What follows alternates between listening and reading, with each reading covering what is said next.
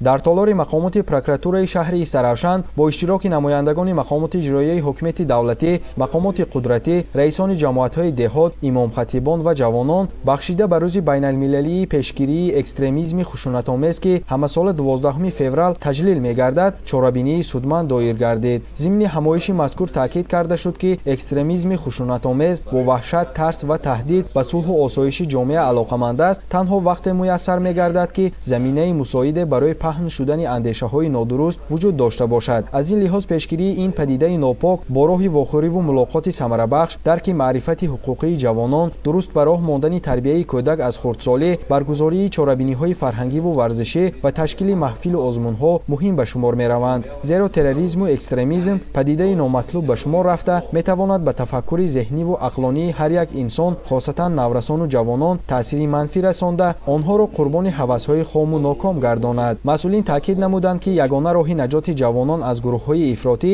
ин рӯ овардан ба адабиёт ва фарҳанги оламшумули миллати тоҷик, содиқ будан ба ватан ва сиёсати пешгирифтаи давлат ба шумор меравад. дар идомаи ҳамоиши манфиатовар, нотиқон роҷеъ ба дӯст доштани ватан, ҳимояи арзишҳои пурқимати истиқлоли давлатӣ, тарғиби ғояҳои сулҳуҷӯёнаю ваҳдатофарона, хизмати содиқона дар сафҳои артиши миллӣ ва дар ин радиф бобати паҳлӯҳои номатлубу хатарафзои терроризму экстремизм сухан ронда, ҷавононро даъват намуданд, ки зиракии сиёсиро аз даст надода ба муқобили ин падидаҳои номатлуб мубориза намоянд.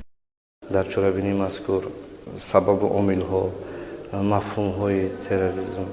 экстремизм, роҳҳои шомил намудани шаҳрвандон ба гурӯҳҳои ифротгароию экстремистӣ, оқубатҳои хатарзои ин амалҳои номатлуб мавриди андешаронӣ